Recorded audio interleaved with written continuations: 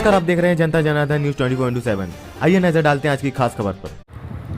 नमस्कार, आप देख रहे हैं न्यूज 24/7। मैं कोमल। आज मैं हूँ जनपद औरैया में। हमारे साथ हैं पूर्व राज्य मंत्री जी, तो करते हैं उनसे एक खास मुलाकात। नमस्कार सर। नमस्कार, धन्यवाद आपका बहुत बहुत। जी सर, अब आपकी पार्टी की आगे की क्या तैयारियां हैं, क्या रणनीति है? देखिए, 25 तारीख को माननीय योगी आदित्यनाथ मुख्यमंत्री जी की शपथ लेने जा रहे हैं। समस्त मंत्रिमंडल शपथ लेगा जी। और पुनः भारतीय जनता पार्टी की सरकार बनने के बाद जो राष्ट्रवाद, सुशासन और विकासवाद के मुद्दे पर पूरा काम करेगी। भारतीय जनता पार्टी ने अपना संकल्प पत्र जारी किया है जी। और उस संकल्प पत्र को 95% 100% उसको क्रियान्वित करने का काम करेगी।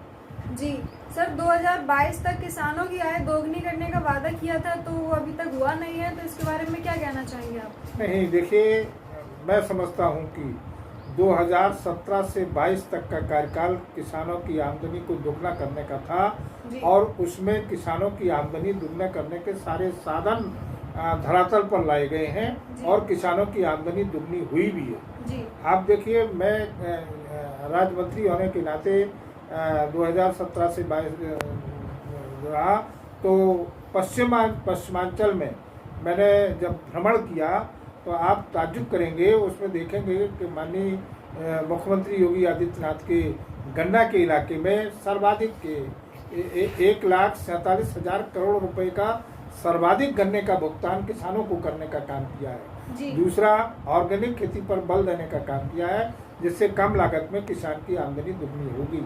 और दूसरा, गन्ने का मूल बढ़ाने का भी माननीय मुख्यमंत्री जी ने घोषित किया था कि 325 से 350 रुपया प्रति कुंतल गन्ने का दाम भी बढ़ाने का काम किया है। और पूरे प्रदेश में 119 चीनी मिलें संचालित की हैं। मुंडेरवा चीनी मिल जैसे 20 चीनी मिलों को उच्चीकृत करके चीनी के मामले में आत्मनिर्भर उत्तर प्रदेश को बनाने का काम भारतीय जनता पार्टी की सरकार, उत्तर प्रदेश सरकार ने काम किया।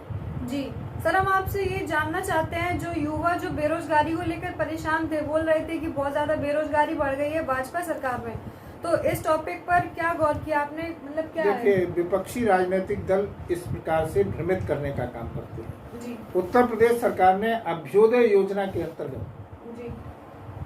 निःशुल्क कोचिंग कराने का योजना दी है और प्रत्येक व्यक्ति को प्रत्येक जनपद में उसको निःशुल्क कोचिंग देकर उसको उच्च शिक्षा के ऊपर अग्रसर करने का काम भारतीय जनता पार्टी ने उत्तर प्रदेश सरकार ने किया। ऊपर अग्रसर करने का काम भारतीय जनता पार्टी ने उत्तर प्रदेश सरकार ने किया है और मेरिट के आधार पर उनको 4.5 लाख लोगों को नौकरी देने का काम किया है। पुलिस की भर्ती पारदर्शिता के आधार पर की है।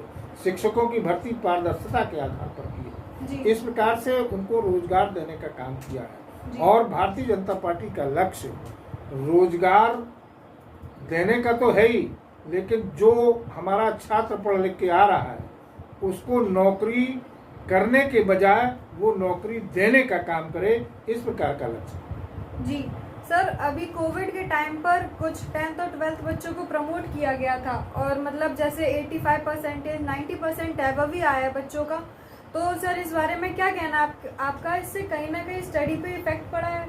देखिए, जो कोविड-19 वैश्विक महामारी के पीरियड में लॉकडाउन रहा, बीमारी से व्यक्ति के प्राण बचाने की अत्यंत आवश्यकता थी और बच्चों को शिक्षित करने का, ऑनलाइन कराने का भी व्यवस्था की गई थी। इस प्रकार से अब भी जो भी नौकरियां भारतीय जनता पार्टी के शासनकाल में लगेंगी वो पारदर्शिता के आधार पर मेरिट पे ही कम होंगी।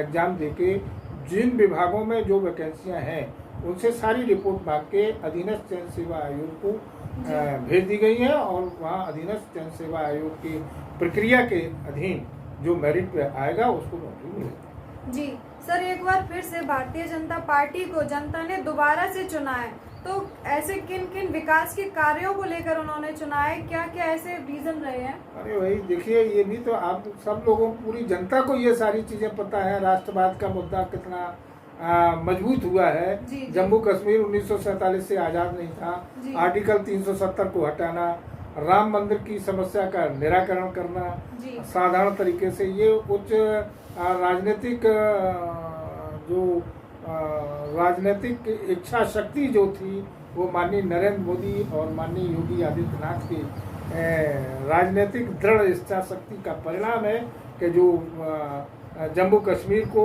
एक संघीय राज्य का दर्जा देने का काम किया है और वहाँ की सारी समस्या को और राम मंदिर का 500 वर्ष से उलझी हुई समस्या को निपटाने का वहाँ राम मंदिर का भव्य निर्माण भी हो रहा है। और दूसरा आपका सुशासन के बारे में लोगों ने सुशासन के संबंध में ही विचार करके भारतीय जनता पार्टी को पुनः शासन में पहुंचाने का काम किया। जनता का आशीर्वाद मिला है।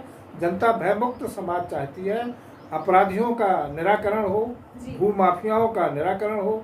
आप देख रहे हैं कि कितने कितने बड़े भूमाफिया जो सरकार चलाने में अपना योगदान देते थे। आप देख रहे हैं कि कितने कितने बड़े भूमाफिया जो सरकार चलाने में अपना योगदान देते थे, आज वो जेल में है। और जो अवैध तरीके से संपत्ति अपनाई गई थी उन पर योगी जी का बुलडोजर चल के उनको जमीन दोज कर दिया गया है। और जिनकी जमीन गई थी उनको वहां पर उसी जमीन पर उनको आवासित करने का काम किया है। इसलिए जनता ने भारतीय जनता पार्टी को पुनः निर्वाचित करने का काम किया है। जी सर, योगी चैप्टर 2 के लिए आप अपनी औरैया विधानसभा की जनता को शुभकामनाएं, धन्यवाद किस तरीके से देना चाहेंगे? देखिए, औरैया विधानसभा, दिव्यापुर विधानसभा, विधूना विधानसभा, औरैया जनपद में 3 विधानसभाएं हैं। लेकिन मैं जनता को इस बात का बहुत बहुत अपना धन्यवाद भी देता हूं और उनको इस बात के लिए प्रणाम भी करता हूं कि दिव्यापुर विधानसभा में उन्होंने पूरी शक्ति के साथ हमको 80,392 मत देकर उनका जिताने का उनका प्रयास था। और परिणाम 473 वोट से कम रह जाने के कारण समाजवादी पार्टी का यहाँ पर विधायक बनने का अवसर आया। लेकिन जनता को मैं पुनः इस बात का आशीर्वाद और समस्त कार्यकर्ताओं को समस्त कार्यकर्ताओं का आशीर्वाद मुझे मिला, जिससे हमको 80,392 वोट मिला। और इसके साथ मैंने अपना एक स्टेटमेंट देके बताया कि मैं आज भी जनता के साथ हूँ, कार्यकर्ताओं के साथ हूँ। किसी भी कार्यकर्ता का मनोबल डाउन नहीं होने देंगे। जनता के बीच में रहेंगे, जनता की सेवा करने का काम करेंगे और अपनी पूरी ऊर्जा के साथ जनता के बीच में रहकर उनकी समस्याओं का निदान करने का भी प्रयास करेंगे। जी सर, धन्यवाद। Thank you.